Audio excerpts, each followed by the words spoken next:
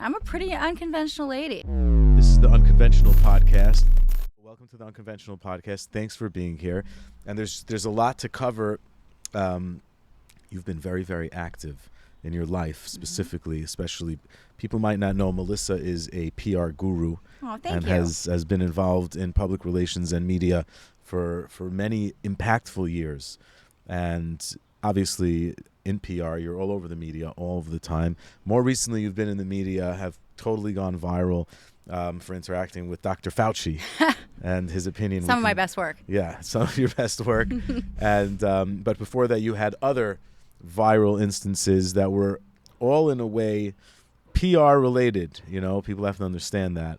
Like, these are things happening for a reason, which at the time it looks like nobody understands what's going on. But looking back, there were things being done in the media. All part of a campaign. All part of campaign work. So that's really unconventional. People, I think, will be surprised to find out about that.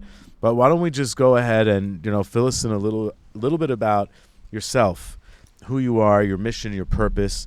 Ultimately, I'd like to move into mental health and wellness and psychedelic therapy. Absolutely.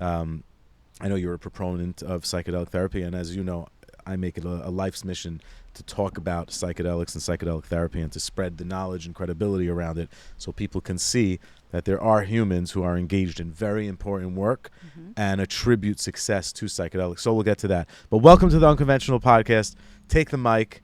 Tell us some good information, knowledge, just drop. Well, thanks so much for having me. I mean, this is absolutely the highlight of my day. I mean, I love being down here in South Florida. It's beautiful. The free state of Florida is just a great place to be. And listen, I'm a pretty unconventional lady, so I think it's a good fit. Such a fit. I think it's a good so fit happy for to sure. have you here, Melissa. Yeah.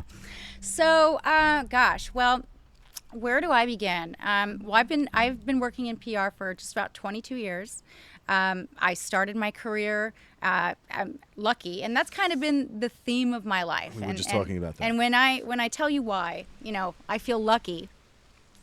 It took a lot for me to be able to be sitting in this chair right now, and you too. You know what I mean? 100%. You really won the lottery to be able to live this life. When you come from a background like we come from. So I took my winning ticket, and I want to do as much as I possibly can with it. That's awesome. That's awesome. It's the truth. I mean, my dad used to sit us down when I was a kid, and he would tell us, he'd be like, we were little spoiled pieces of shit, sorry. And he'd be like, how lucky you guys are to be sitting in that chair right now. Do you know what we went through, our family went through, in order for you to be here? So you're talking about being really understanding the concept of being really, really grateful. Incredibly. And that people ask me that. They're like, why are you... People know this about me. I'm a very incredibly positive person, optimistic person, happy person. I wake up every day with a smile on my face. I'm immensely grateful. Like, gratitude guides everything I do, every choice I make. I mean, I will stop and say, 100 times a day, wow, is this really my life? Is this really my life? And it's amazing how fortunate that I have been. And that's, if I could give somebody one piece of advice that will change your whole life instantly, it is become immensely grateful in everything you do. I think sometimes it's such a good piece of advice, really great piece of advice. A lot of people confuse, like, they'll look at successful people who say these things, and they'll be like, easy for her or him to say, like, they're seemingly living a life from a material manner that would translate into, like, happiness and success and whatnot. But the reality is, a lot of those people, before they got there, during that path, they worked on being grateful for every little thing, which manifests this kind of reality. Like, yeah, this is your life. This is my life. It took a lot of work and continuous work. And for me, gratitude, big part of that. You're speaking gratitude.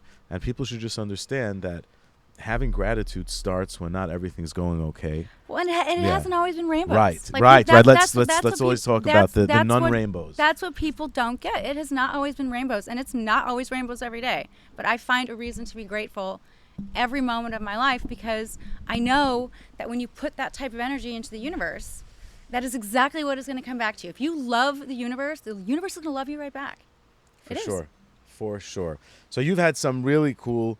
we were talking before, not to get all like dark, but we were talking about the Holocaust before. We were talking about some of your background growing up in Colorado. We were talking about you were studying broadcasting. So how did you end up in PR, a girl from Colorado, now walking the halls of Mar-a-Lago?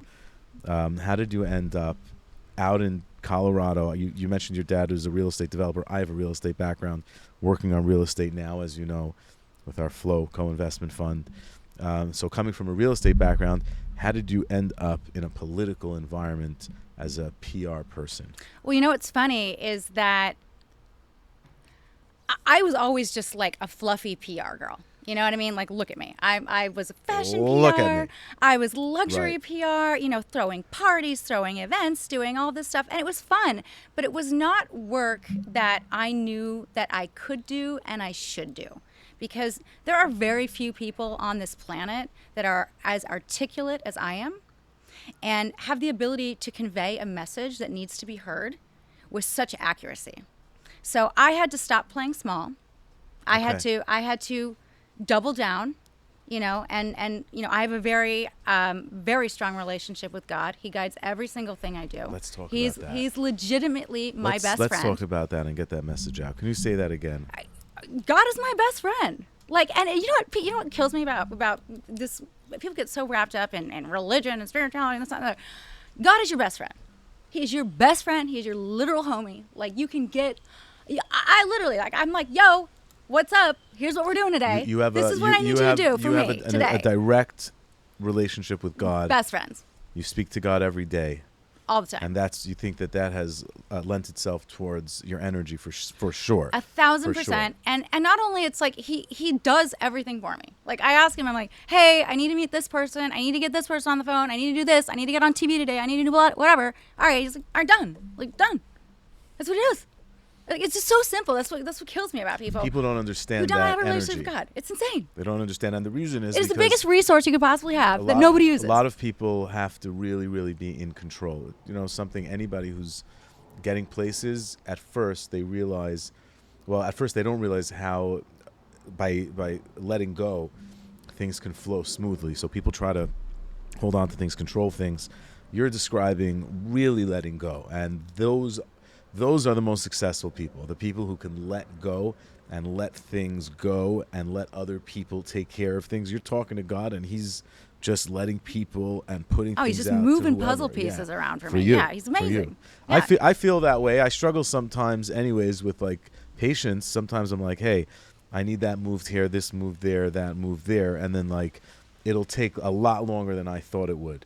So sometimes I struggle with the patience side. You know what, though? This is why he's just such a G, like such a G. This is why God's a G. This is why God is the G. Forgot I'm wearing white the pants, reason why he is so badass is because he's the best sense of humor.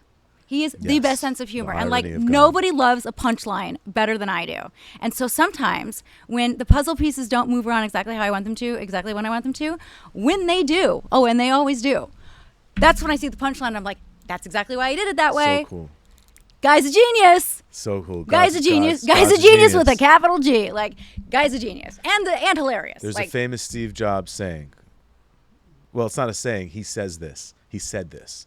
And he would say that we can only connect the dots looking backwards. We can never know 100% true. what's right now stationary happening in our present day life and where it's going to lead. But backwards, we can look and go, wow. A lot of people don't look backwards. You are looking backwards, forwards, and in between, and you know this already. The genesis of your knowledge is succinct. Like, you know God has a sense of humor, so in the present, you're not struggling maybe perhaps as much with other people when circumstances are hitting you in the face. No, and I'm like, all right, that's fine, and then I just keep moving, and that's the other thing too, is like you just have to keep moving. I think the average person, two issues with the average person. They think very small, they think in little boxes, and they're so, worried about like what's right in front of them. They do not have the 30,000 foot view. They do not have the 30,000 foot view. And when you can remove yourself, and you want to talk about psychedelics, like, I did not have the ability to see things from that perspective until I began a psychedelic journey. Well, let's not jump in first of all because first of all, congratulations on your psychedelic journey. Oh, thank you very much. Level. It's like so important. It's such a crazy thing. But let's talk about people who don't yet know that they can step out of the box and they can step into just tremendous things to accomplish and have big impact in the universe, because that's what you're describing. I used to be a different person. I mean, I'm telling you, I used to be a different person. Like, I used to be so wrapped up in the minutia and like, oh, why is everything happening to me? Like, why is everything this? It's like, no. Like, when did your realization really, therefore, your relationship with God at this level of gratitude, and when did it kick in? What happened? It all kind of hit at once. I would say, it was probably about, I'm going to say like 2018-ish. Pre-COVID. Pre-COVID. Yeah, no, it was pre-COVID. I was on the path pre-COVID for sure. But I didn't really have it all figured out yet. You know what I mean? Like I like I mentioned before we started talking, like I kind of went down this rabbit hole trying to like, I think I was like 33 at the time. I was going down this rabbit hole and I was like, who am I? Like, what am I doing here? Like, I've been successful. We're talking about existential, like angst, all of like the above. what's happening yes. spiritually? All of the above. Yeah, like purpose, meaning, all of that. Everything hit me right at 33. And, so I went down that rabbit hole and I was like, well, the only way to figure out who I am, is to go back in time and find out where I came from, all the way back to the beginning, and really like looking into my family, like why we're here, why we survived, like, how hard it was for my dad. My family came over here after the Holocaust. They gave him $7 and said, good luck, and my family took $7, and turned it into something great. Every single one of the kids in my family is mind-blowingly successfully more than me. No. You're the most successful.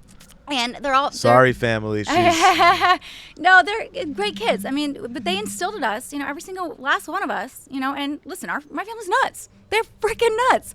But instilled in every single one of us, one thing is like, you are so lucky to be here. Do something with the privilege that you have. Do important things. Don't let anybody stop you.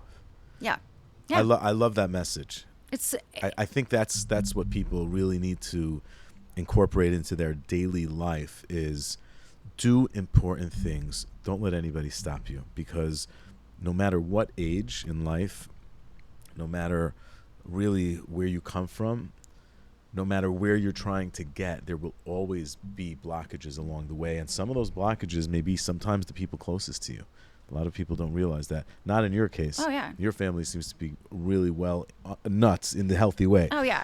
I try to live nuts in the healthy way, and I try to spread that message to people like, hey, big things, short time, 120 years, very small amount of time on this earth. I don't think you realize that. It's not a long amount of time, 120 years.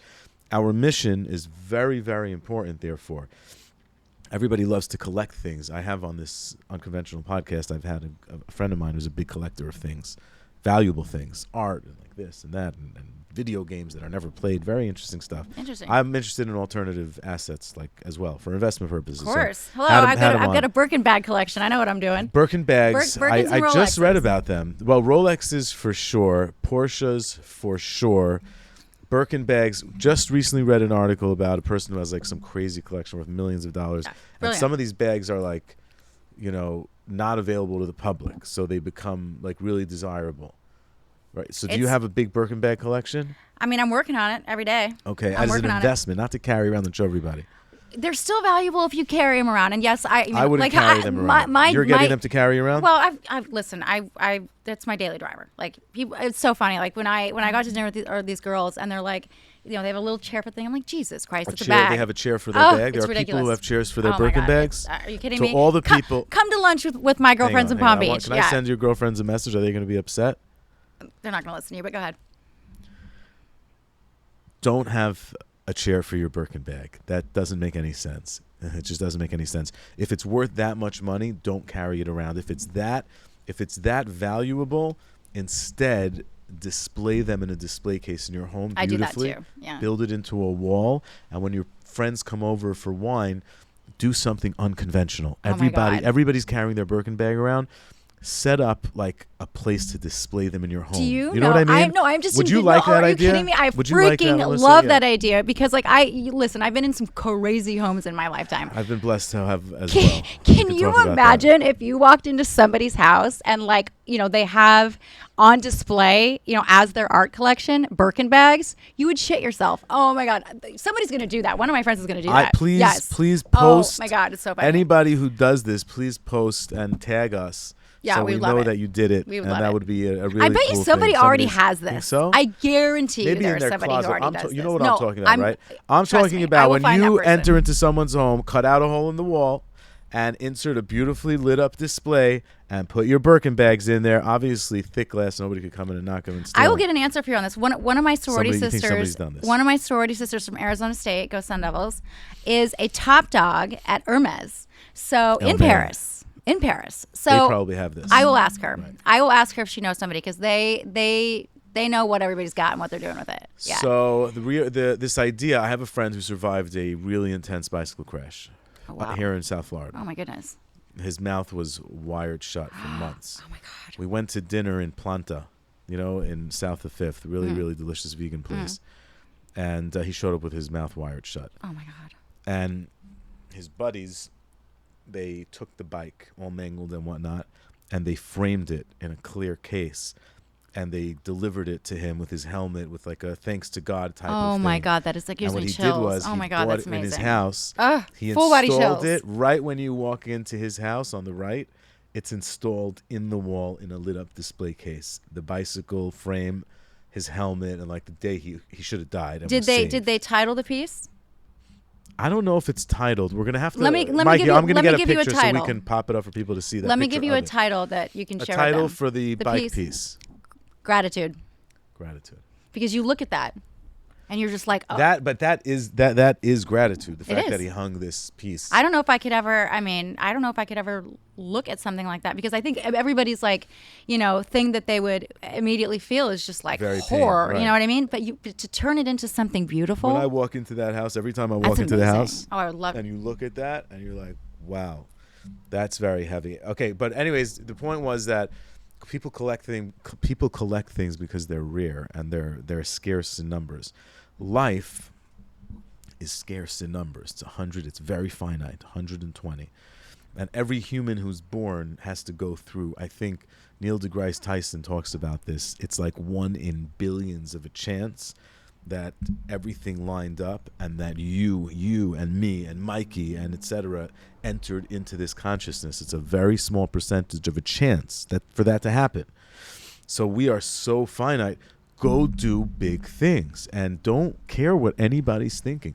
I personally live my life. I don't care what anybody's thinking. You think I care what anybody thinks? No, I don't think so. And I think that's why there's a certain level of really, I don't want to call it fame because it's the wrong word because it's more impactful than fame. Your popularity is an impactful popularity.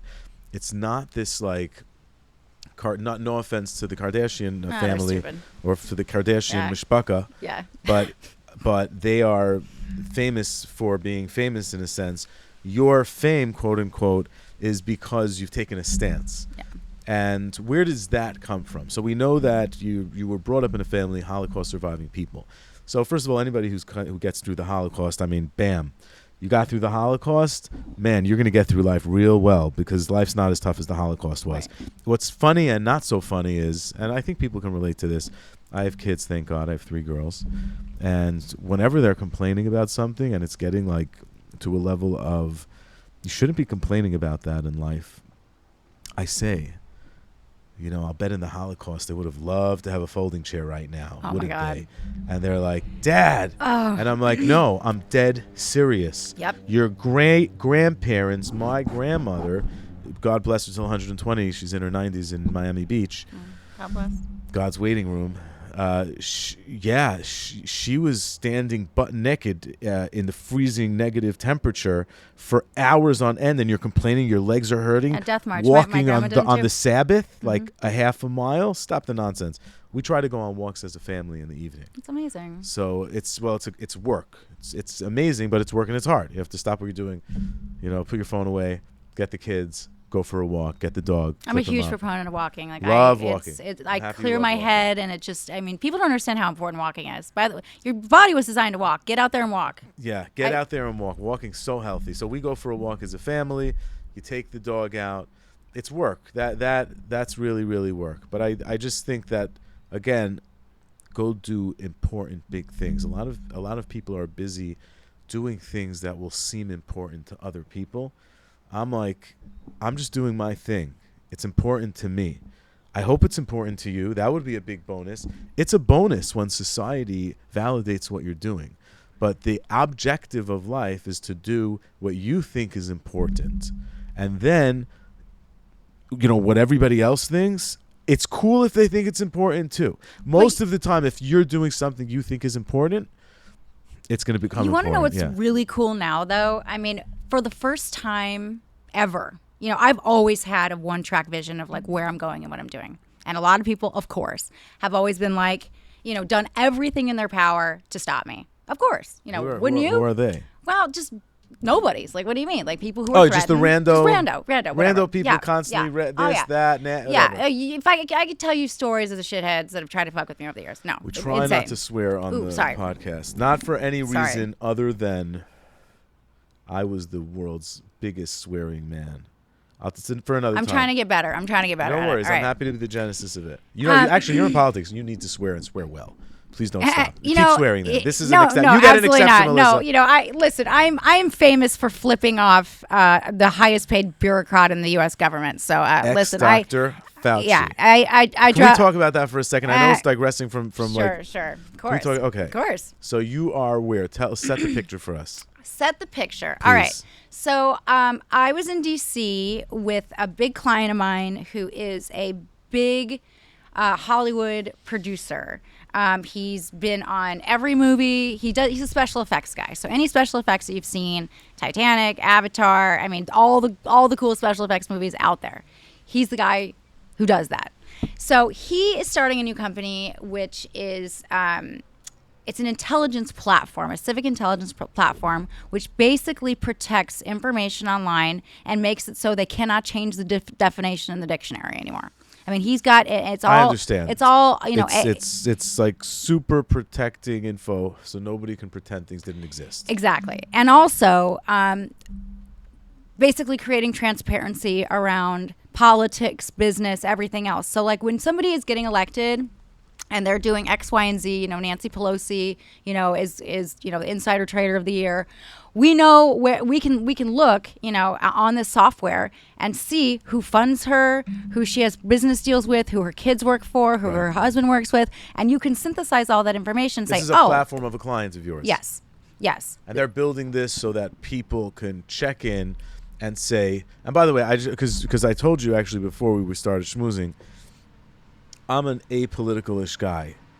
I love politics. I'm like more of a centrist because I'm a post-psychedelic healed human. Yeah. I understand the position of people who I don't agree with. I get it. That's what people don't get about me. People think I'm. I know, I get it. People think that I'm like super political. I am not super political at all. I did not give a crap about what any of this stuff. What I mean is that if we were referencing Nancy Pelosi on your client's intelligence platform, which by the way, from what I understand, your client's intelligence platform is going to be available really to anybody who pays to use it, and you'll be able to, with one click, take a visual look at a map of you were referencing Nancy Pelosi's activities and across it's left, all trading. It's left, right, everything. Okay, that's what I was trying to get at. Was that this is a left or right platform? Here's the dirty secret. I didn't want you to angle it at a democratic. Oh yeah, here's the dirty secret.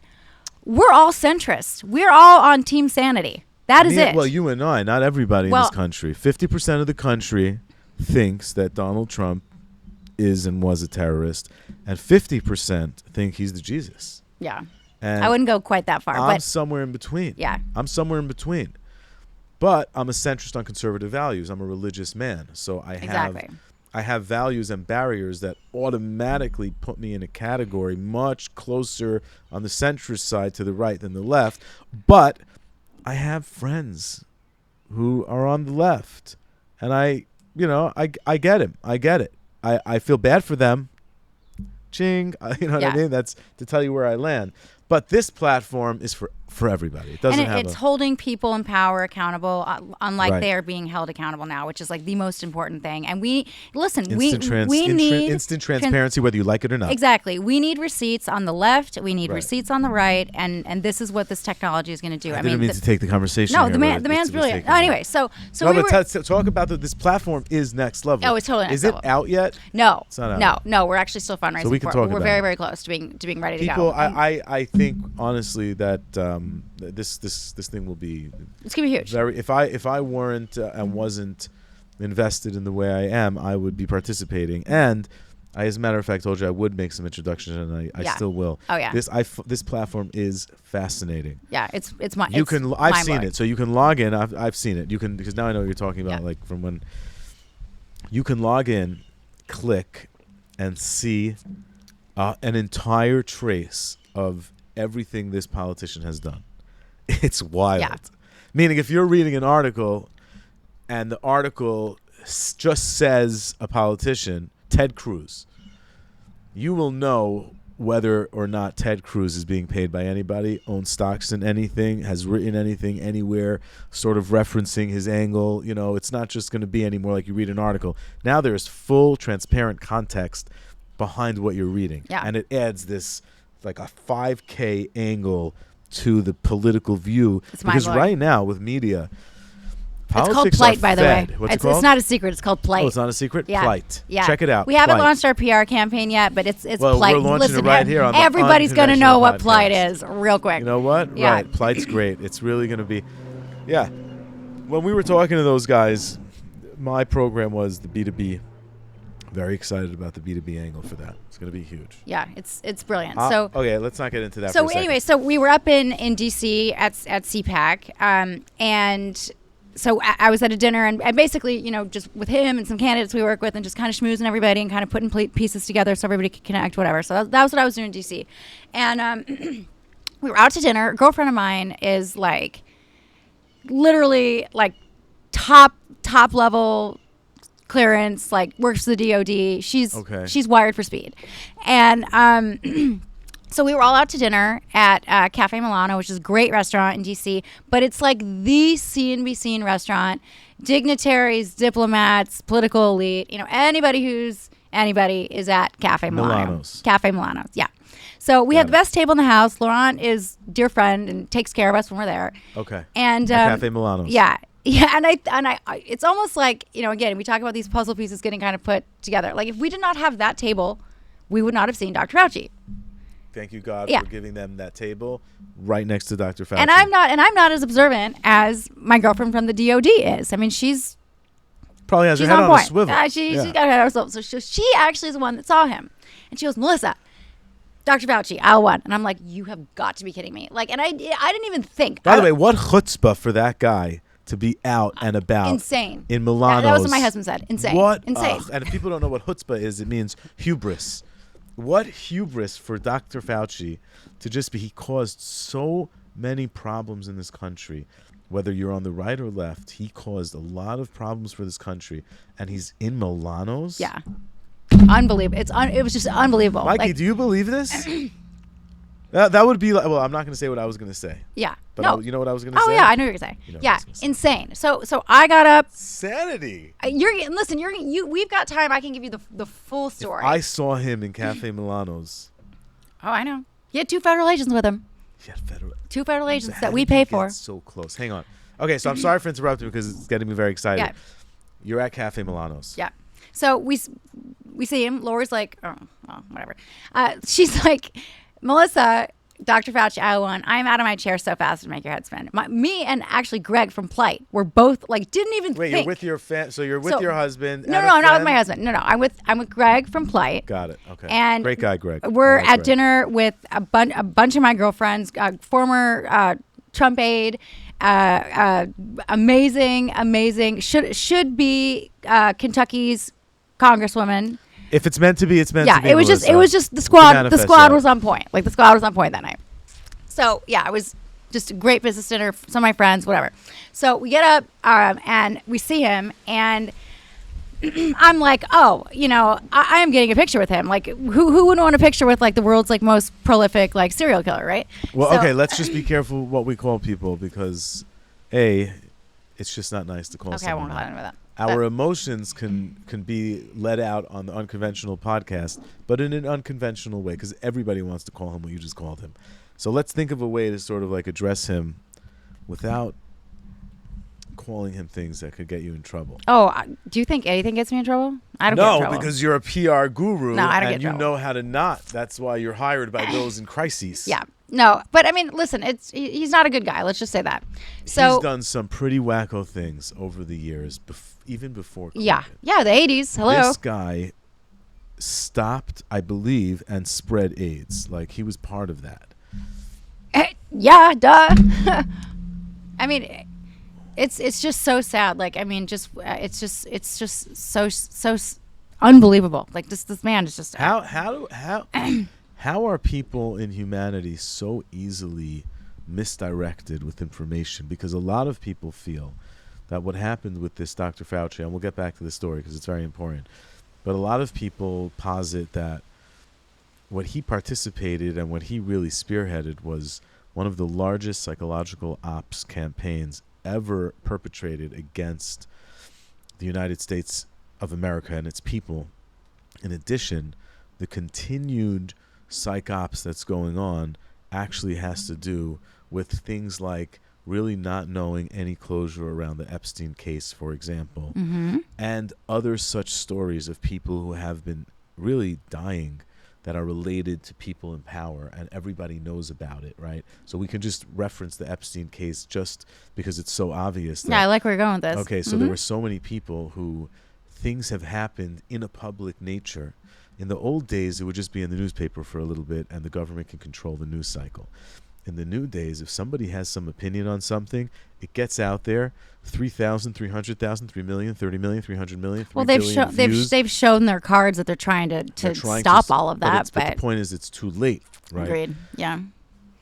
But at the same time, it's like, while this was going on, so I had an edict for myself. Okay, I was in a meeting in mid-February in Manhattan. I used to live in New York. And I was in a meeting with a Chinese individual. They owned an insurance company that owned a hotel in Times Square area. And I was very active in real estate pre-COVID.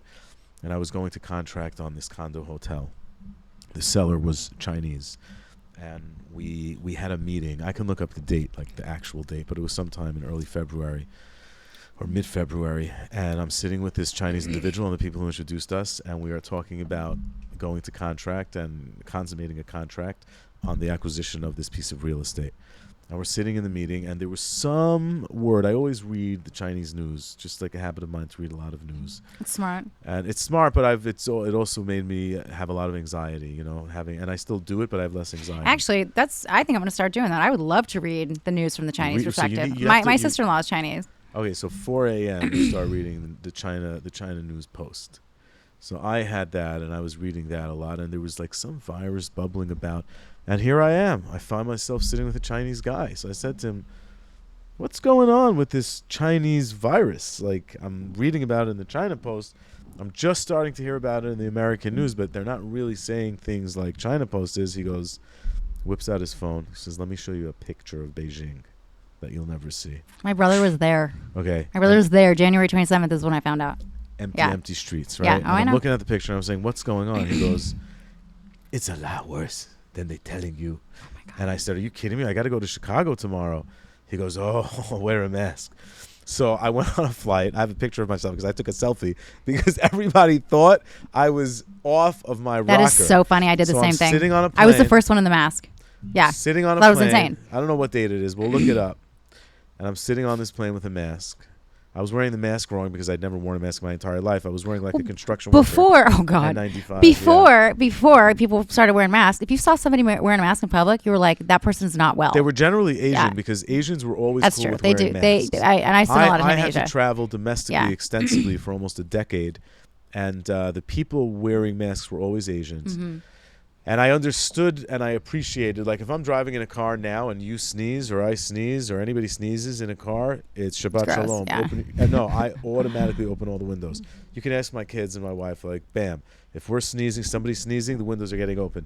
I'm not a germaphobe, but I am. understand I don't the like germs. I don't like gross stuff. I've seen how it circulates before COVID existed. I understand how somebody who's sneezing is much worse than sitting on a toilet bowl in public that's not clean. It's much worse, obviously, right? So I'm on a plane with a mask because a Chinaman told me that, yo, we got a big problem coming. You don't even know. And I wore a mask to Chicago. Actually, I have a business partner in Chicago, a Chicago family. So they came to this building tour. We were going to tour a building. And like word was starting to get out that there's a big problem. So flying back and forth with the mask, I felt very uncomfortable. Everybody was looking at me.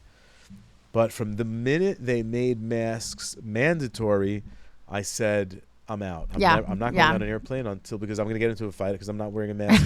I never wore a mask again. And unfortunately, it was proven right. Exactly. Now, listen, everybody knows I didn't want to wear a mask. You have a mask story. I have the mask story. Do you want to talk about your mask story? Listen, I'll talk about whatever. I will talk about whatever. Because we were on a really like Holocausty subject, and now we're talking about masks. But what's your mask story?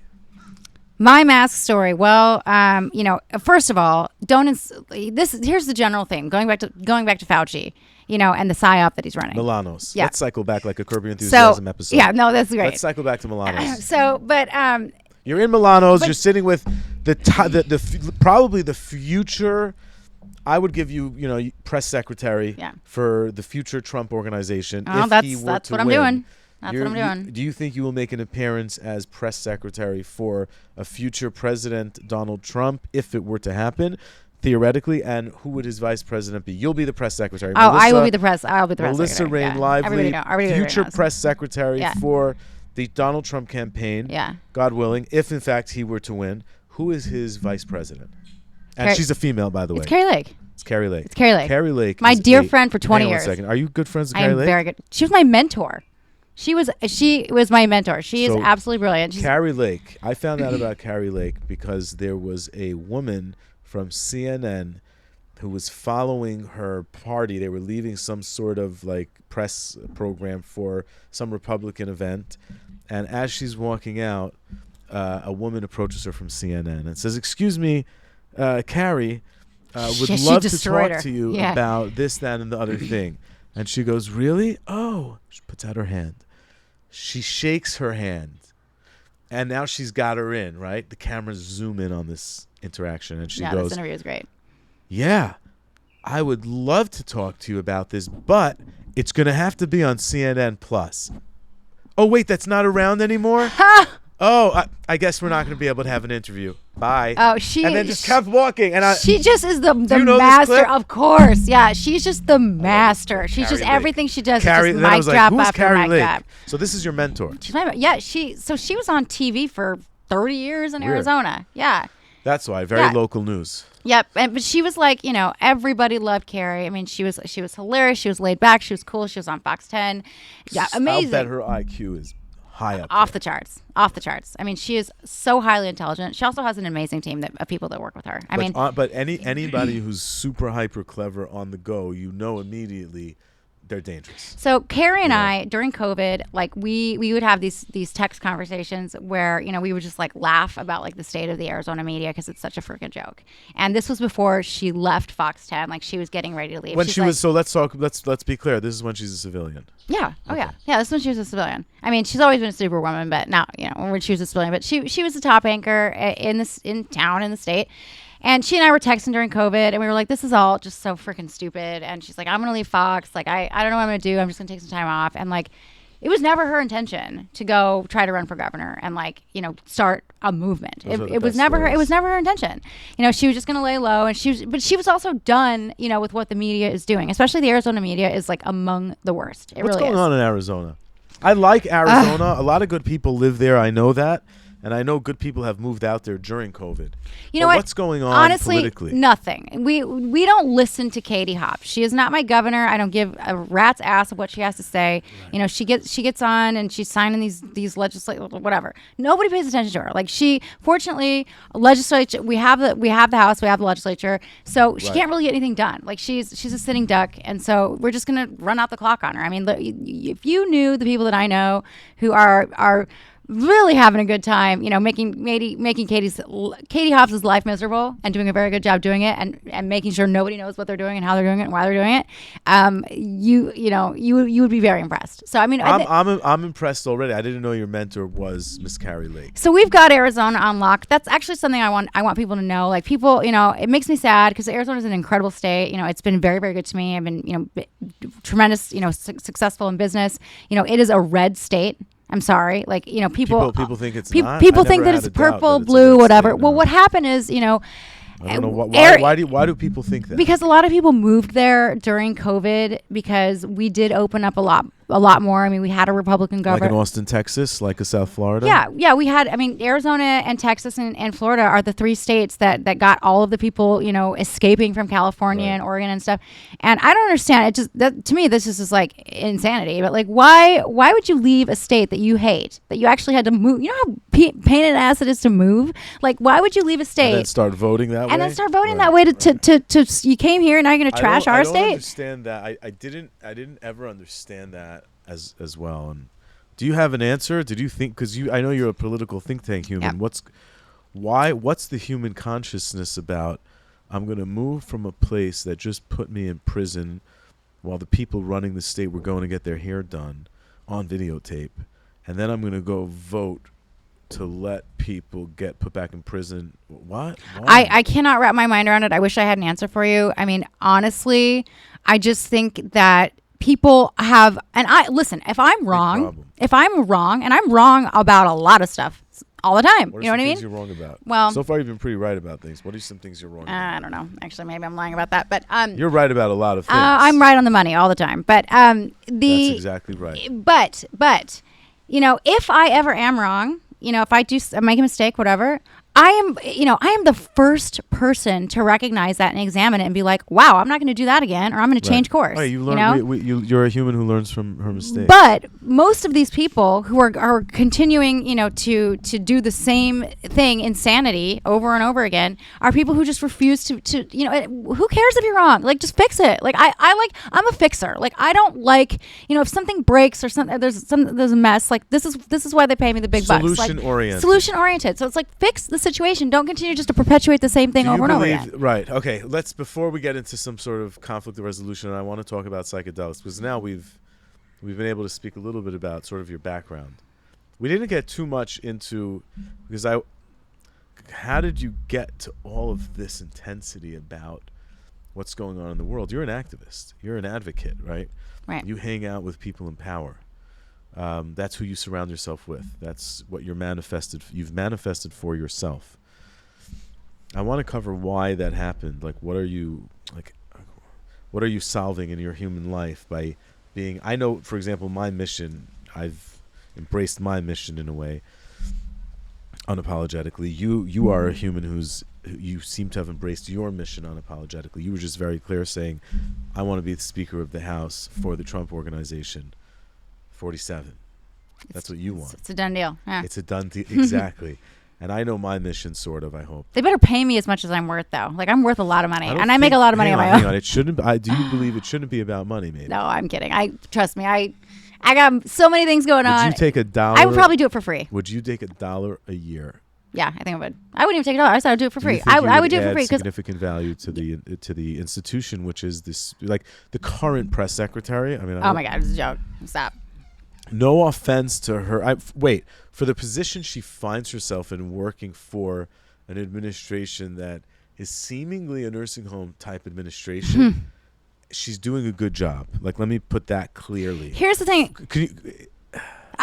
When I hear certain people speak, when I hear you speak, yes, of course. But when I hear certain people speak, when I hear you speak, it is like a breath of fresh air. Thank you. The people that I'm around, it is a breath of fresh air. After years, I've been around people, during COVID and everything else, that were insulting my intelligence. I'm like, these people could be speaking Chinese. Like, what are you saying? She's very. This is what this good at is. Insulting everybody's And intelligence. exactly. I And think you have to be good to do that. well, and that's listen. You want to piss me off real fast? Insult my intelligence. Like that is where I got the fire in my belly, where it's like, listen, we need to turn this inside out, and I would like to serve this country and help everybody be great and be successful and and be their best self and be motivate them. Positivity. I will say, whatever they say about former President Donald Trump, he was a great motivator. People, going back to his really successful TV show on NBC, he motivated a lot of people to get off of their butts and get into business. Bingo. That's why Bingo. that show was so successful. It wasn't so successful just because of how entertaining it was. It was successful because it motivated people to actually get out there and take motivated action. me. Yeah. Motivated And that's the me. thing. It Anybody motivates can be people who wanna anybody can be an motivated. entrepreneur. Like this is what I hate. The demoralizing, the victimhood. If Yeah. you can I start 10 new businesses a day. Like you can go Well, start. you want to also have longevity in business. You also Right. want to be able to have in business. You want to be able to. It's okay to be able to pivot. Some of my most successful investments were deals that, after investing a lot of time and money, we got a call from the leadership saying, "Hey, we're going to pivot." Your initial reaction is like, "What? Yeah. What are you talking about?" Yeah. No, not everything is. Anyways, is but that's a digression of but conversation. what I'm saying is like this victimhood and the demoralization, like that is what they specialize in. You make people every day. What's Everybody. her name? Miss Saint Pierre. Karine Jean-Pierre. Jean-Pierre. But people wake up every day and like it's sad. Like even people close to me they're sad. They're like, this country's going to hell in a handbag. I'm like, not for me. Like don't let them bring you down. Is what's happening in the country sort of part and parcel of what makes America so great? Is that America started as a melting pot of humans with a very actually godly intended mission. Yeah, If you go that's look why we need to get back the to that. genesis of America, it was founded specifically with religious intentions of freedom, meaning you don't have to believe in religion, but you cannot persecute people who believe in religion. And the religion you believe in, you can believe that your tree is your God. You can believe in the omnipresent, what I believe in, the divine. There's one God. You could believe whatever you want. You could be an Indian who believes cows are God. You can take that seriously. You can have Scientology and believe aliens and a book writer are God. And that's super cool. But don't bother me. Yeah. Well, freedom should be everyone's religion. Now, what's happening right now in this country is people are bothering other people. That's right? where you cross the line. Now. Yeah. Isn't that uniquely American, where people are gathering together and fighting back against a norm, To saying, me, this not bothering people? No. We now want to bother you. All of what we have, you have. You're like, I don't like cornflakes with bananas sliced in it. No, you're having You're it. going to have the bananas. And by the way, everything you better eat all of it too. Yeah. But I don't mind if you eat bananas. And why are you coming to my kitchen and I don't understand. Now there's like a civil war brewing over this, right? But isn't that uniquely American, that there's a civil war over an idea? It is, but you know what? You know what really inspires me and motivates me and like keeps me going every single day? You know, when I just look at this and I'm like, this is insanity. It's stupidity. It's the beauty in the people that are now rising up and the courage that they have, just to stand up and push back next to us. For boundaries. For boundaries in morality. Exactly. And I, it really is true. I mean, God is the common thread. I mean, it really is. When I talk to people that are around me, you will not meet one person who does not say, I am on God's mission. I am on God's team. Right. And that's really what we're dealing with now. It's the sane versus the insane, the godly versus the. I want to can I couch something to you? When I say couch, I mean like imagine someone just like sitting on a couch. Like, let me couch something for you. A lot of the people, which is 50% of this country, that holds, let's call them liberal and or quote unquote woke views. A lot of those people, those feelings are coming from a place of really virtue. Of course. Okay? Yeah. And I think people who are on the right need to pause for a second. When you see a bunch of individuals protesting for something that to you is so the antithesis to consciousness in and of itself, those people are coming from a feeling of virtue. They feel that their side, a boundary-less society, which versus your side, a boundary-driven society, they feel yours is virtueless and theirs is full of virtue. And the first thing is, sometimes I have to stop and remind myself that this is what those people feel when they're sitting and shouting asinine things to me, right? I always have to stop for a minute and say, these are humans. It's like, have they gone a little crazy to the way I think life should be lived? Yeah. But they're not coming from a place of like, everybody should have abortion all the time. Get pregnant and then immediately abort. What a great idea. They're coming from a place of like, what? If somebody's raped and they want to have an abortion, you're going to tell me they can't? What are you talking? But honestly, the media drives that narrative. That doesn't mean it's true. Yeah. I'm asking you, like, how do you feel about the 50% of those people? Well, first of all, I mean, it's so funny the situation I'm in now, because like I am such a hippie. I am such a hippie at heart. Like I joke about this with people all the time. I'm like, I am so far left that I'm far right. Because that's... You're so far left, you're far right? Yeah. That is, I mean, like, nobody is more far left liberal than me. Truly. Funny. It's true. Far left liberal. But that's really like, I freedom is everything to me, and I understand that. Like those virtues, I understand that, Right. and I respect that, to feel so deeply the empathy and the plight of other people. I identify with that deeply, and I love all people, and I want all people to be successful, and I want all people to be happy, and I want all people to be abundant. But, I think that there's just such a line that gets crossed. Like I love liberals. Like I've got liberal friends too. People might not believe this about me, but yeah, I mean, I have friends from all walks of life, all backgrounds. I love people, and I love the character of people too. I'm a very, vibes centric person. If I meet you and you're cool, we vibe. That's it. Like who cares? I don't care which politics are. I don't care. Like it's ridiculous.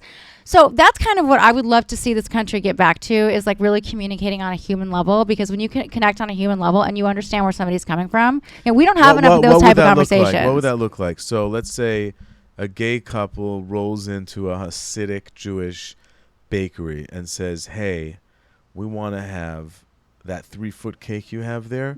We want that. And right on top of it, Mazel Tov, Bob and Bob, lovers for all eternity.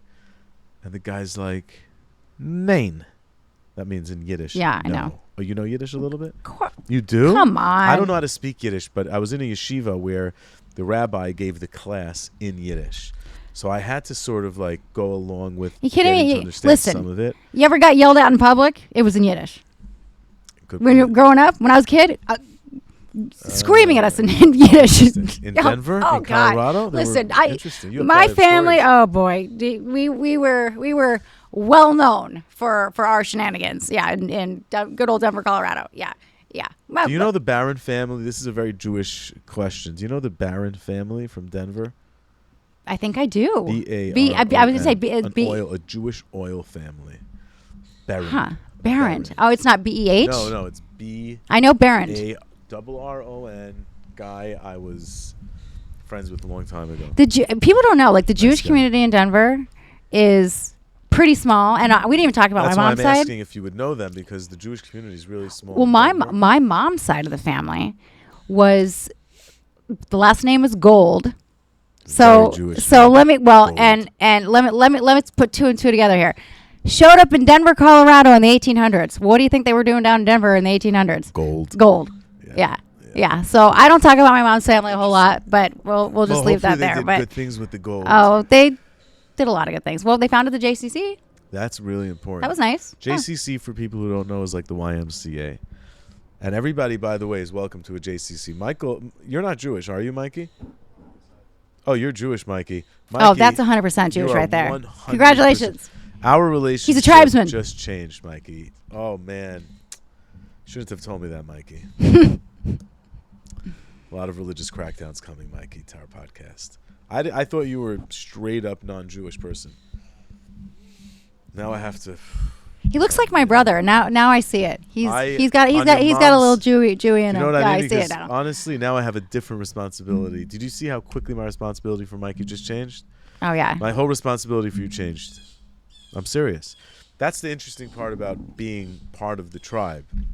I think people have to start looking more at Judaism as a tribe. And because when people understand tribes, they understand them in a different context than religion. Our religion is really a group and tribe that's ancestral, going back thousands of years. When tribal existence was happening, there were different tribes of people, and different tribes of people had different 12 ways of to be living. exact. Well, that's our tribe. Yeah. We had 12 tribes. Yeah. But tribal and familial interaction and hierarchy existed in different formats, but without the rule of the certain type of law Judaism ended up accepting. But when I look at my religion, I used to look at it in a negative context, like this sort of yoke of responsibility that I didn't want or ask for. Now I've become really proud of those restrictions because I'm a tribal man now. I belong to a tribe. It's a little culty in a way. I'm and yeah, you're not part of my tribe. But it's roots. You know what I mean? It's blood. Roots. You can't deny it. I mean, it's not culty. It's who you are. It's culty in the sense that if I'm walking through the JFK airport, coming from an international flight, and I see a posse of African Nigerian people rolling through in their beautiful clothing, they're handmade royal. It's really, when you see people like that, they're actually from royalty. Oh, it's incredible. No, I've seen it. I've spent a lot of time. I've been in how many countries? 95. 95 countries? Yeah. You've been to 95 yeah, we travel a lot. Yeah. Because I really love the study of cultures and people and really understanding why the world is the way it is. You're from one of the most interesting ones. Yeah. No, 100%. The culture. So when I see these people in I understand those are tribal people proudly walking through the public. And I'm I'm also tribal. Yeah. I have weird clothing to wear. I have a bizarre prayer shawl. I got to go to this building to talk to God. Yeah. Little hat. You ever see the funny the yarmulke? So for a very long time, I didn't wear a yarmulke at work. When I started working in the secular world of investment real estate, my bosses and my people were yarmulke-less. There were no yarmulkes in that world. So poof went the yarmulke. I was chasing money real bad. So poof went my yarmulke. But in my travels, I did wear a yarmulke a lot. And one day, when I was deep into my yarmulke-less living, I was in Manhattan. I'll never forget it. And I was walking from some meeting, in the 30s, back to my office to close to 40th Street. And I saw this tall guy wearing a yarmulke. And he was noticeably tall because he had shock red hair. Then he had his yarmulke on top of it. And I'm calling a fake on this one. On what? Was he actually Jewish? Oh, no. He was very Jewish, and I knew who he was, too. Oh, I was going to say, because I've seen that trick before. You know what trick I'm talking about, right? Yeah, no, this is a yarmulke trick? The yarmulke trick. What's the yarmulke trick? No, I don't know it. Oh, my God. I've seen this one once or twice. Listen, my Judar is strong. So I have been in meetings. Are you talking about fake wearing a yarmulke? Fake wearing a yarmulke to do business with Jews. Oh, my God. It's a thing. No. Oh, it is a thing. Yep. No. Okay, so let's shift to that for in a second. I was in yarmulke-less living for myself because I didn't want to be noticeably Jewish, and I would just walk around without my little hat on. And then I was walking down the street one day, and I saw this tall Jewish guy with red hair wearing a yarmulke walking, and I recognized him. I knew him from studying in a school that I learned in Israel, yeshiva, a long time ago, and I was like, oh my God, this is 10 years plus later. There's that guy. And that the yarmulke just looked, in a sense, so silly to me because I was in a place where I wasn't wearing it, and so I was noticing how it stood out so much, and so small. I had this new angle of what a person would look at a yarmulke and think to themselves why is this human wearing that little funny hat on their head? It's so weird, right? Now that I'm more tribal oriented and I've relearned sort of my religion. And I've embraced it in a tribal way, the answer is because he's part of a tribe, and that's what they do. That's beautiful. Period, end of discussion. Yeah. That, for me, is that African tribal royal leader as a lover of walking culture. off his flight from JFK with the turbans and the wives and the things Welcome and the stuff. to America. Yeah. Right. I'm because I believe I'm from this tribe that found, in a sense, one God. And to recognize that we wear this funny little hat on our head, and I don't know anything about it, but I'm part of the tribe, my man. So that's what I do. And just like the Sikhs, right? I love doing business with Sikhs. Yeah. Because I love, even in the... It's so regal. I respect that so much. Even in the throes of my anti-being Orthodox, because I'm an Orthodox Jew, right? Even in the throes of struggling with that for 10 years, I struggled with that. I still loved being around the other religions, because I could respect that. 100%. I was running for my own, trying to find it again.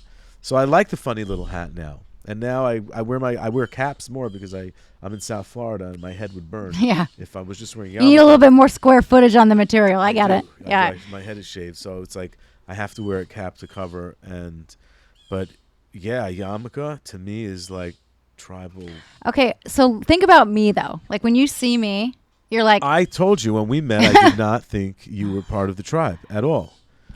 I told you that. Yeah, no, I know. But I feel like there's clues, though. Like, there are clues. I had zero clues. Well, okay. I laid out for you why I didn't think so, and you were like, actually, now that I'm thinking about it, yeah.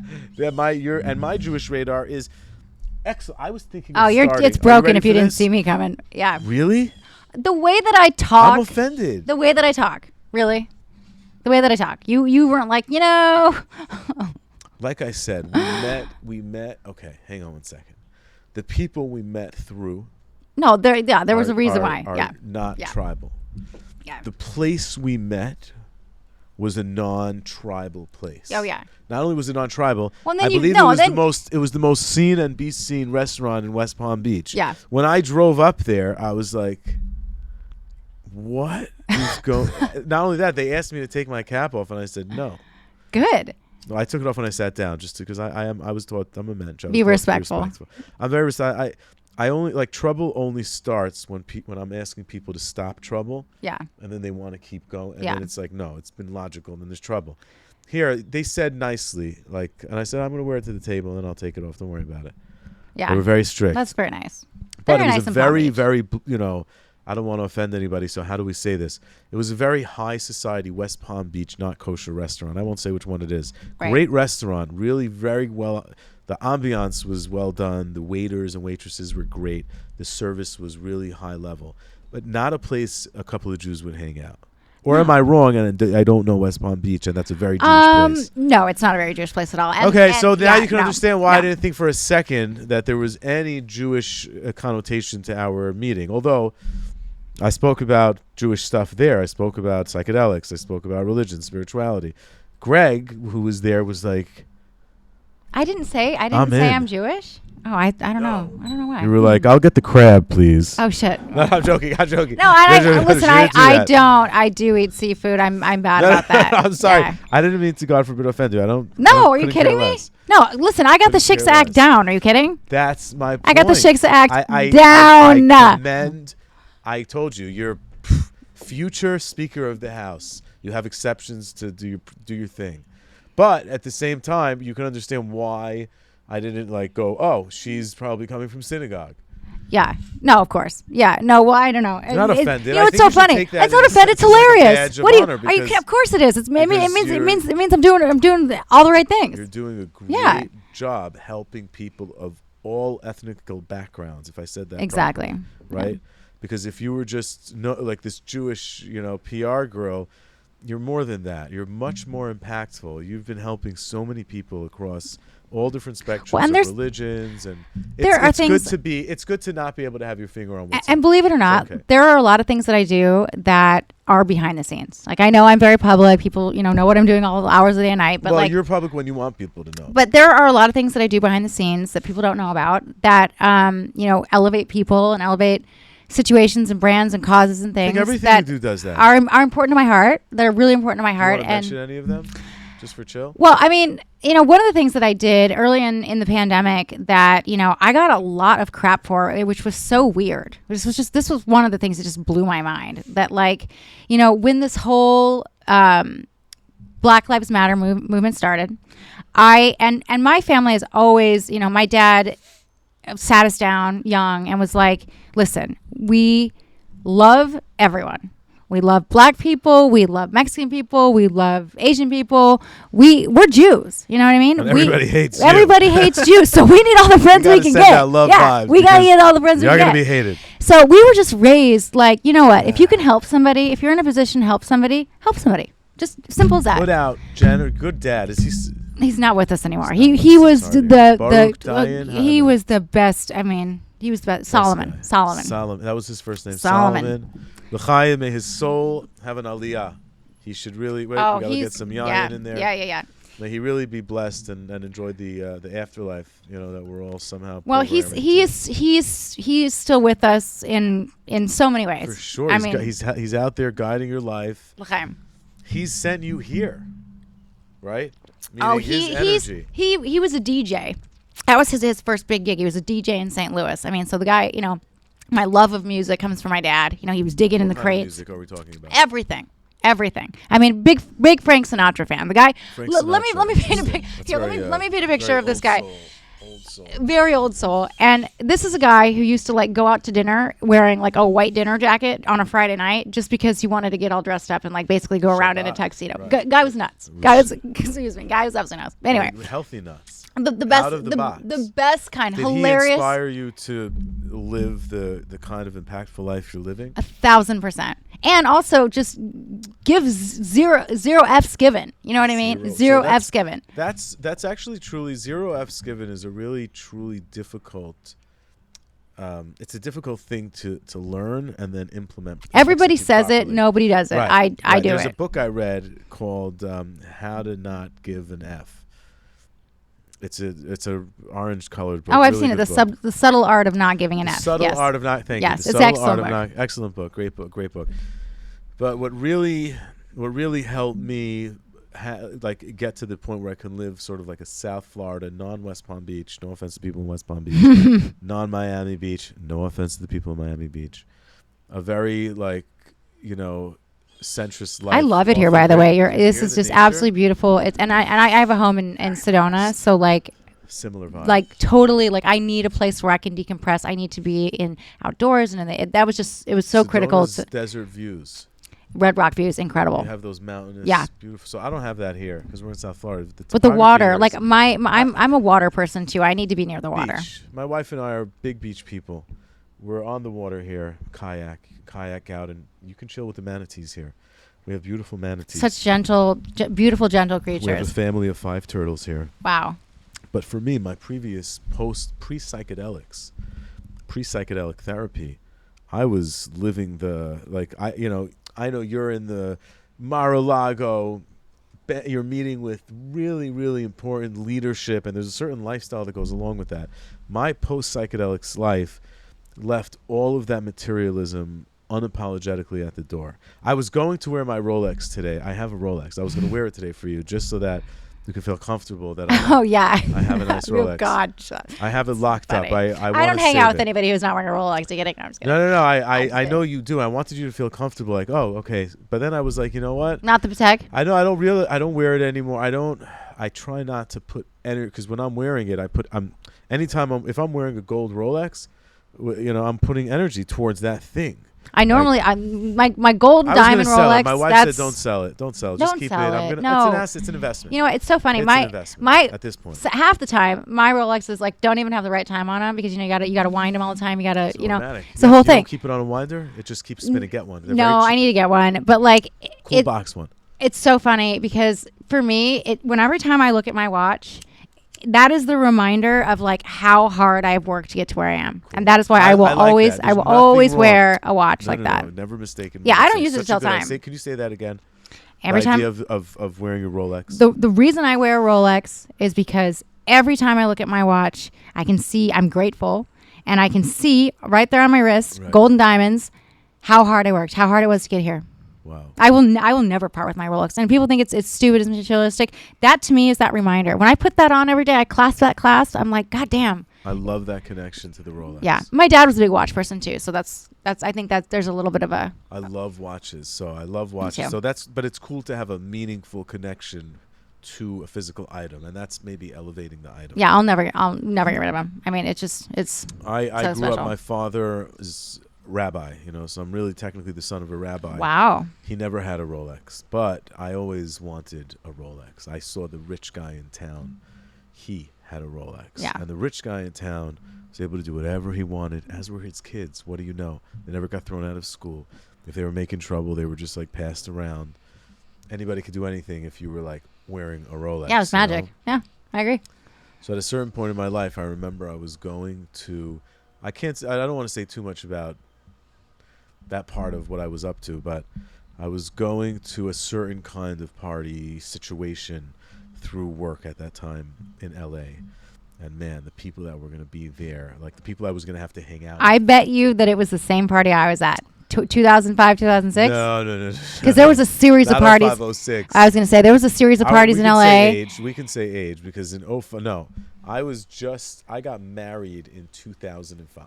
Okay. I got married in 2011. So Shabbat shalom. Yeah. I got married in 05. So I have many more years. by the way, under my belt. LA was legendary. In 05. Back What was then. happening in 05 in LA? Well, there was this, and this is like for my friends who like I go way back with. Like I was still in, at ASU, and we were going to LA every weekend to go to these parties called Zini, and do you know what this is? Don't know what it is. Okay, it was like this traveling party that would be like every weekend, House on the Hills, and it was like, this is before social media, so I mean, thank God. But like every celebrity you could imagine, every Hollywood bigwig, anybody you could want to know, anyone you could want to do business with. Zini party. Zini parties. It was a traveling party, and there was a membership to it. It was a social club. Oh, very, very cool. But they let us come because we were a bunch of little hot girls from ASU. Just hanging out. I mean, I wish I was smarter at the time, and would have been, taking business cards. Started Amazon.com. Yeah. No, maybe missed the boat on that one. YouTube.com.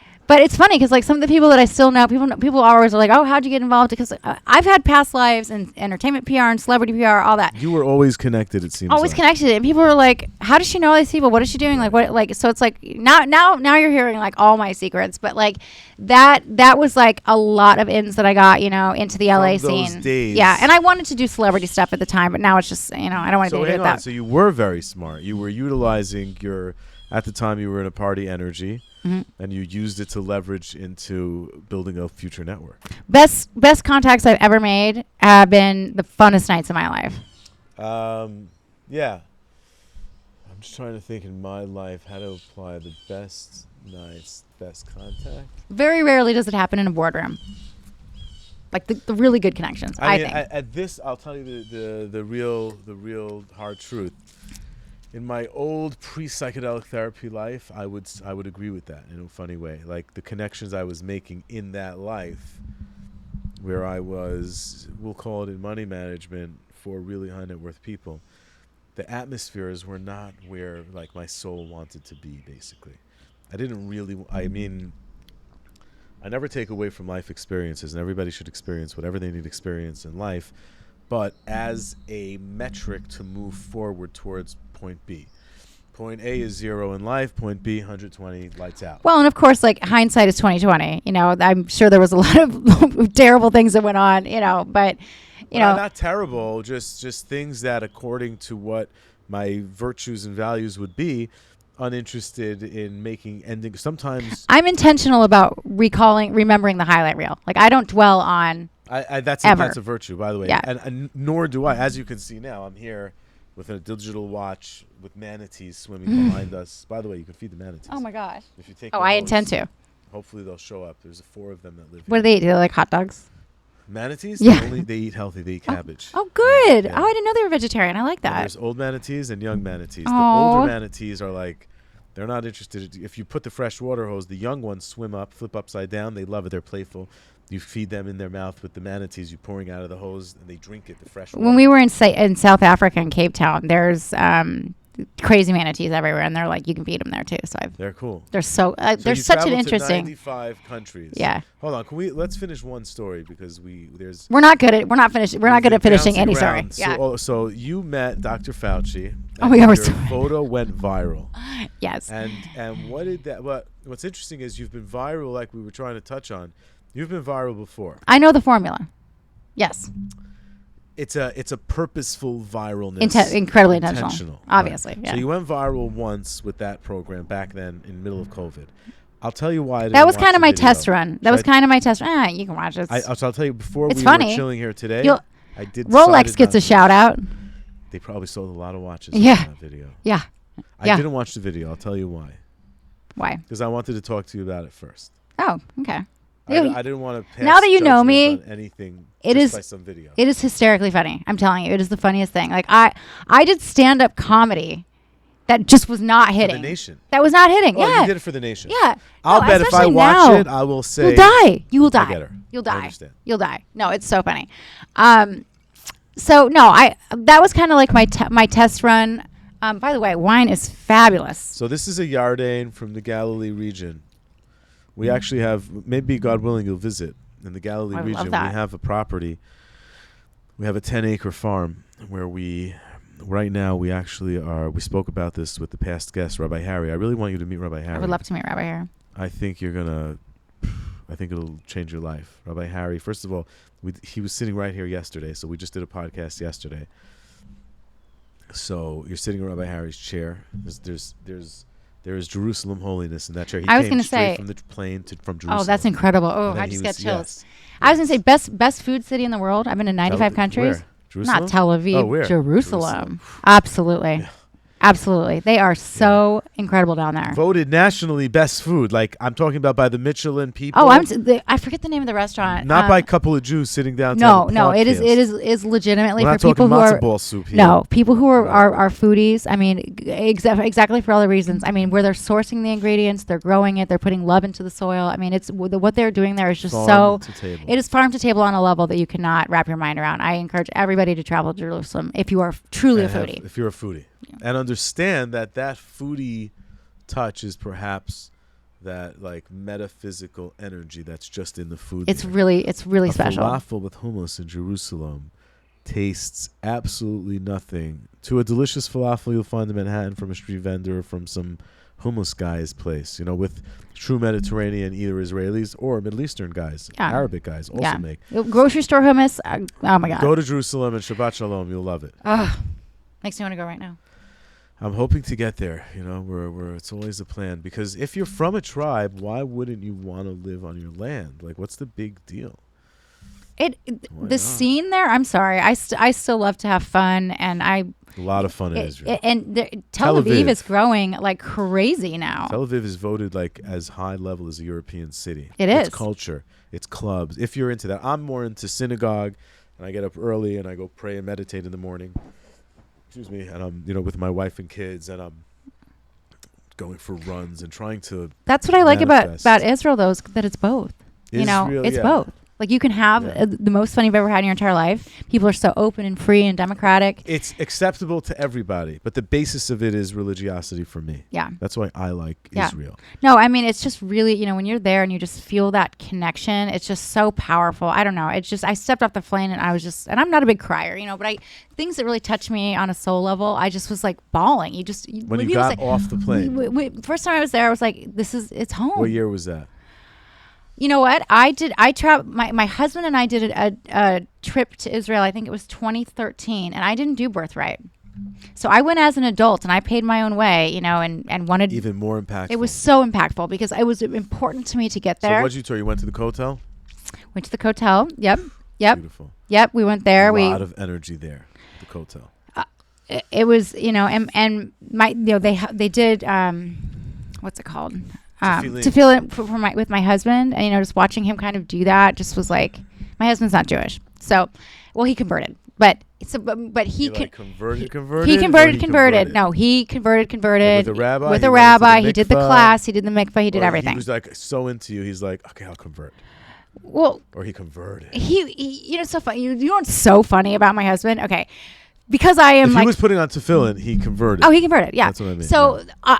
I'm making a joke about it because I'm a funny person. My husband's I'm not making a joke about it. My husband's name is Jared Lively. Okay. Jared Lively. Shout out to Jared Lively. Good guy. Hi, I'm Jared. So when people see him, and he's a commercial real estate guy in Scottsdale, they always think that He's the Jewish one, And you're and married I'm to the non-Jew, shiksa right? wife. You're not. He's So- the shiksa. Yeah, so it's Very it's so funny, but To like, all of Jared's people, but he really he's is not Jewish. No, he really Yeah. is the token Jew, But though. he's really Jewish. Yeah, he is, converted, and so and he's but Jewish. his mindset, like when you meet somebody and you're like, they have like such a Jewish mindset. Like he inspires me Jewish so much. mindset? What do you Just think the mindset work is? ethic.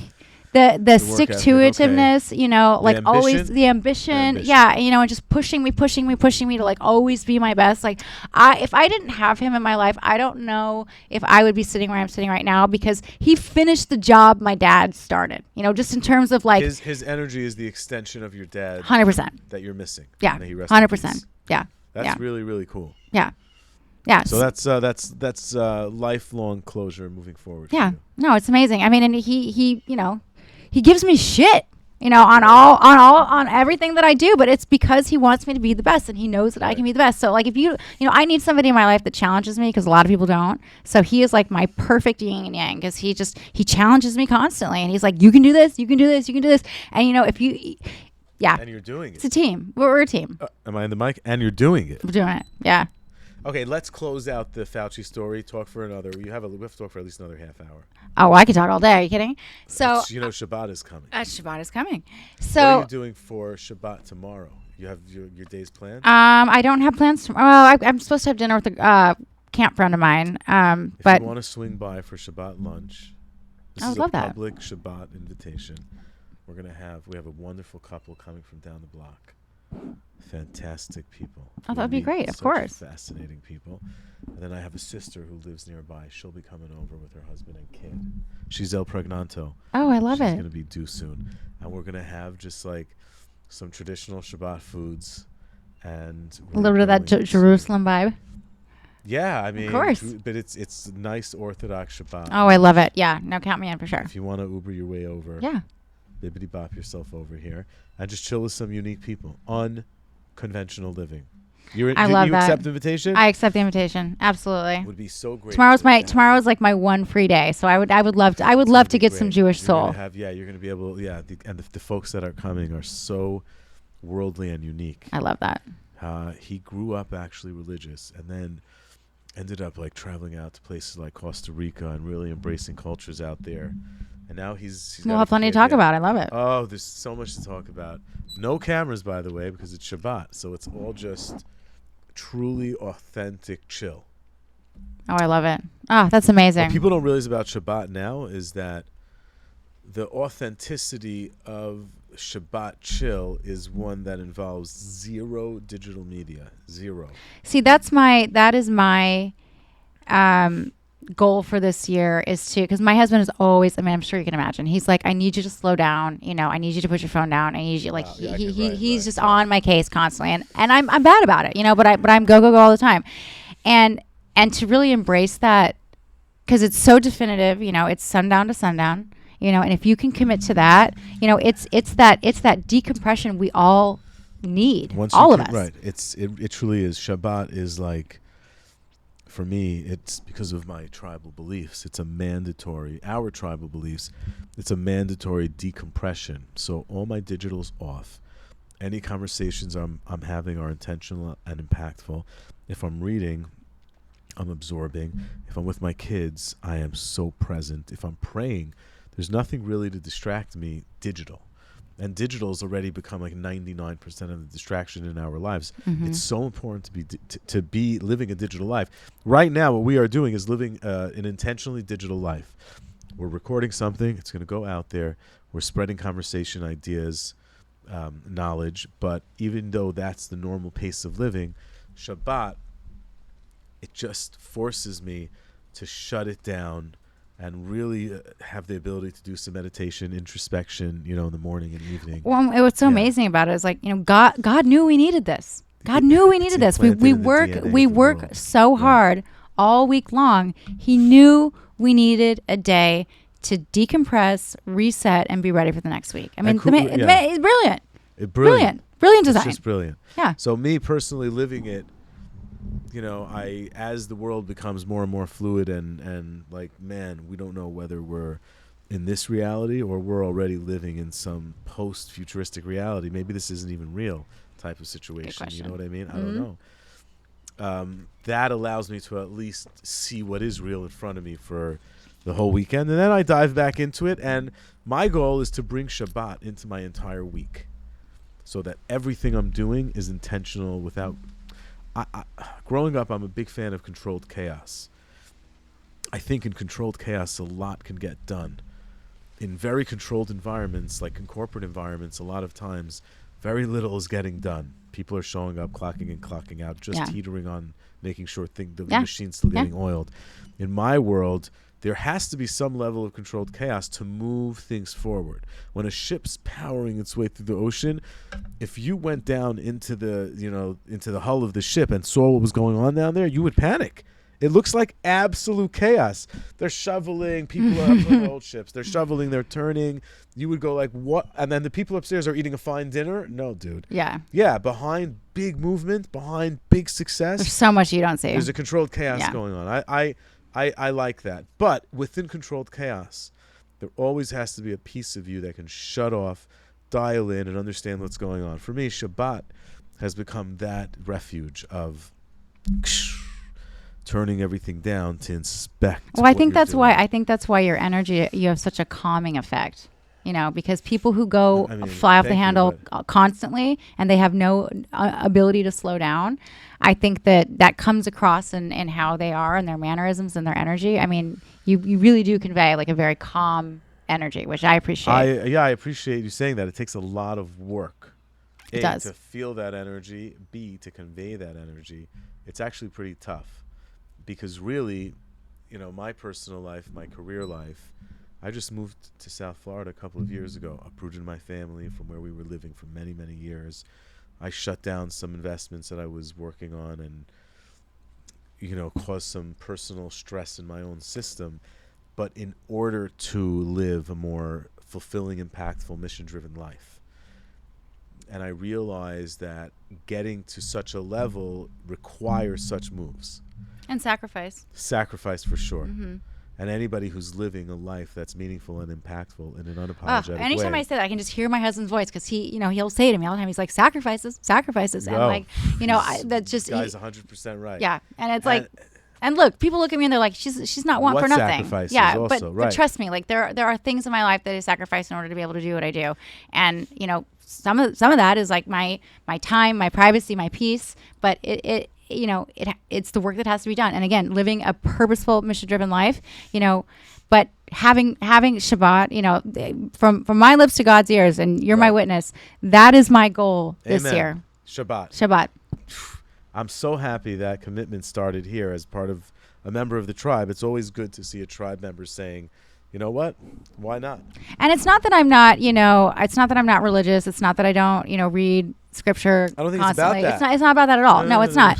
But there are things like, that are very like basic tenets of Judaism that are important to me. And it's like, if you can just do these few things, you're golden. But people should understand, and first of all, really heavy stuff. Like, congrats on taking that upon yourself, because it's not easy. It isn't, like, if people want to know, not easy to shut your phone off and turn it back on Saturday night. No, absolutely not. Not easy to be stuck around without being able to get in a car and go places. You're stuck with the people around you. That's right. Get to know them.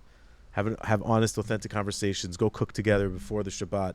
Go eat those dinners together. There's a reason why God thousands of years ago brought those laws into being and said eventually one day he knew there would be hybrid Neuralinks going on and Starlink flying overhead. It's just so brilliant. And he was like, or he, she, whatever your energy of God is, said you're going to have to shut down, so start practicing that now. Yeah. Stay uber connected, no pun intended with Uber. But I went to Jewish summer camp and we did which one? JCC Ranch Camp in Colorado, in Albert, Colorado. Oh, cool. I wouldn't know if and I was New York based. To this day, I still have friends and relationships that are just like their family from Ranch Camp.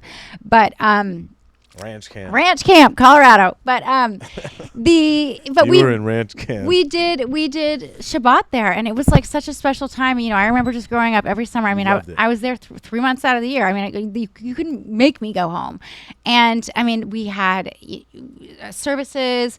We had the relaxation time. We had the breaking Shabbat, the Havdalah, everything. Oh, you did Havdalah? Of course, everything. So we do Havdalah here every Saturday night.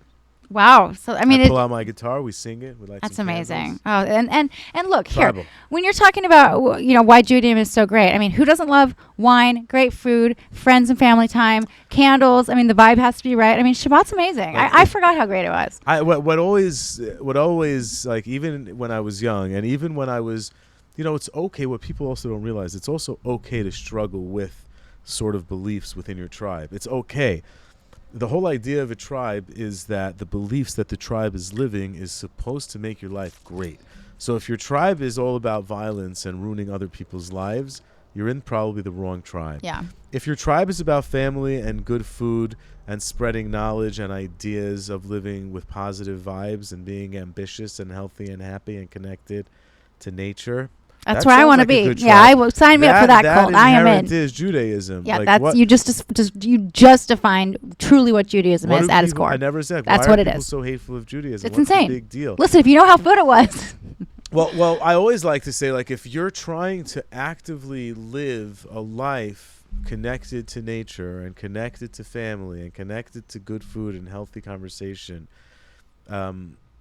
well, you'll be successful. Now, why do some people who reach success become greedy, disgusting people? Because those people are greedy, disgusting people, and they are not working themselves out within the vibes of perhaps their tribe. But the real values of the tribe are, in fact, family, nature, life. Money's there to really be used as a tool for all of that, for nothing different. And I'm at a point in my life now where, like, the question I ask myself, because I get, I'll get a lot of opportunities, and a question I ask myself every time an opportunity comes my way is, and I don't have to ask myself this, I just know, but, like, is this in alignment with all of the things that you just mentioned? Is it good for me? Is it good for my family? Is it respectful of the earth? Is it respectful of, what my value system is? Does it hit all of those things? And if it does, great. If not, pass, That's very, very commendable. People should try to strive to do that. It's not, first of all, congrats on being in a position to do that, right? 'Cause it means you've achieved certain things where you can take a step back and say, yeah, I'm not doing that. I'm not getting involved in that, in a nice way. I think it's also courageous. Warren Buffett has this saying, and he's like, listen, if you're a young couple, and you gave $40 to charity, your $40 is actually more important than my $4 million check I just wired to some charity, because the young couple's giving up a pizza dinner and a date night to give that check. And Warren Buffett's given up nothing. Yeah. Right? Yeah. So it's the same idea. Every little thing we give up is very, very important in religion to improve our lives. So these small things. Yeah. No, totally. And I mean, I've studied a lot of different religions. I've always been Which ones? An appreciation. I mean, everything. I want it. Not only do I want to know what other people believe, because I think, again, if you believe in God and you believe in a higher power, that's really the summary of, like, all of the reading that I've done, all of the understanding that I've attempted to get, in studying other religions is, okay, well, we've got people who believe in God and people who don't. That's really it, or a higher power. I mean, I've studied the Quran, Islam, obviously, because I want to know why they don't like us. Islam. Yeah, I want to know why they don't like us. So I think we're pretty cool. What did you find about Islam? I haven't studied Islam. It really is a beautiful religion that I think, like anything, there are extremists everywhere. And when you become an extremist and you're motivated by something other than the word of God, truly, then it goes sideways, So I think that's kind of what we deal with there. I study, obviously. Pause on that? Sure. Is it okay? Of course. I have a really good friend. He's a really good, I consider him a good friend. If I called him and asked him, I wonder what he would say. Sometimes you consider people in your lives and vice versa might not be the same level. But this particular person, his name is Aziz. Muslim Indian guy. Not an extremist. And I just found our value systems extremely compatible. So similar. It's crazy. And the other Muslims I've been friendly with throughout my working career,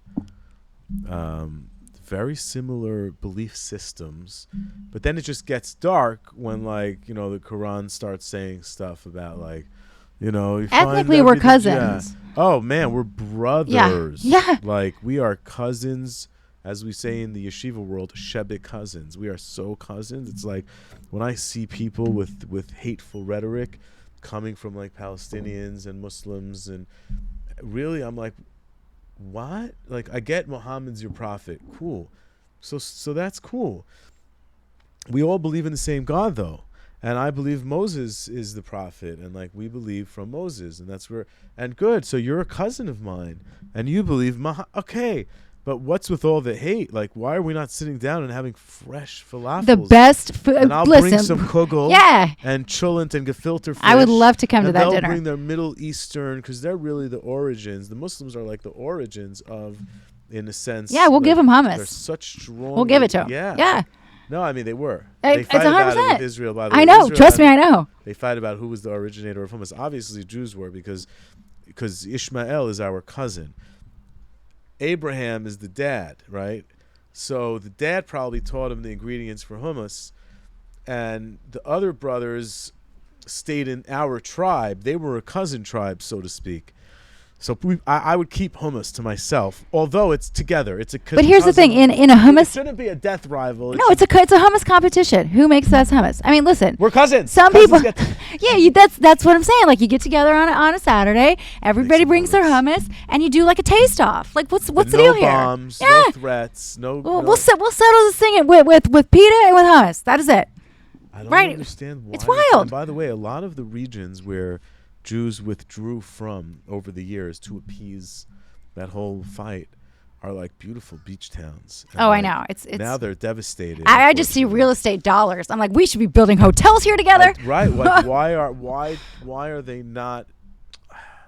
You know, I will tell you, plant medicine will solve these why not. 1,000%. Let's cycle back to finish the Dr. 1,000%. Fauci story. Oh my God, And then we are going to finish the story. Before we leave, if you still have time, I want to keep talking.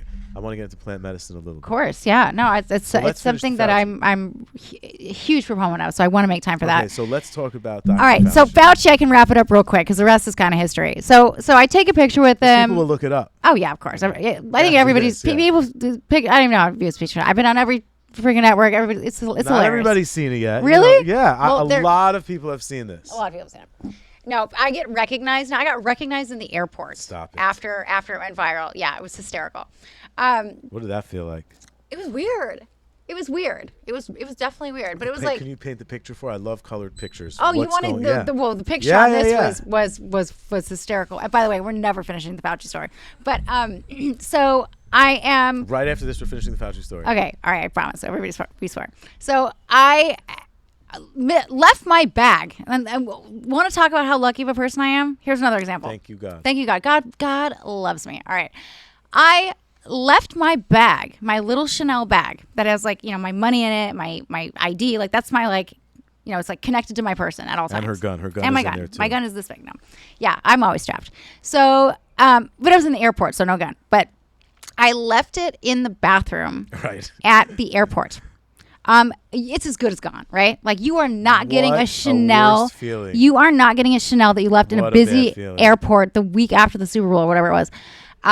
And so I am like hysterical. I'm getting into an Uber. The guy's putting my suitcase in the car, and I'm like, all right, where's my wallet, whatever. And I realize I don't have it. So I, immediately go back in, and I'm like, I don't even know what to do. Like, I need a police officer, because you can't, when you're at the airport, once you've like left the gates and stuff, you can't go back into in that section of the bathroom. Exactly. Can I So- just tell you what I do? I go to the restroom outside of that arena because Yeah. that's always a packed restroom. Well, I had just gotten off of the plane. I know, that's why I don't go. Yeah, no, I had just I gotten off hold the it plane. until the restroom by the baggage check because everybody's clogging. Whatever. I don't want to spread this idea. No, it's smart. Okay, so you left it there and now you can't go back. No, and of course, like I'm getting on, like I'm go to the bathroom, and then my phone starts ringing. I'm on the phone, like I'm not paying attention, whatever. So I go down to baggage claim, get my bag, and getting in the Uber, and I'm like, oh my God, I don't have my Chanel. Oh wow, okay, amazing. So I go back in, and like I go to the little guest services thing, and I'm like, hi, I need a police officer. I need somebody to escort me back. I need to go see if my bag is there, and I'm like, in my heart, I'm like, it's there. I bet it's there. I bet it's there. Like they're Positive I I'm like, manifesting. exactly. If I would have been like, oh, it's gone forever. People are horrible. They're gonna steal your Chanel. Like whatever. People steal. Like who's gonna leave a Chanel sitting there? Like it was insane.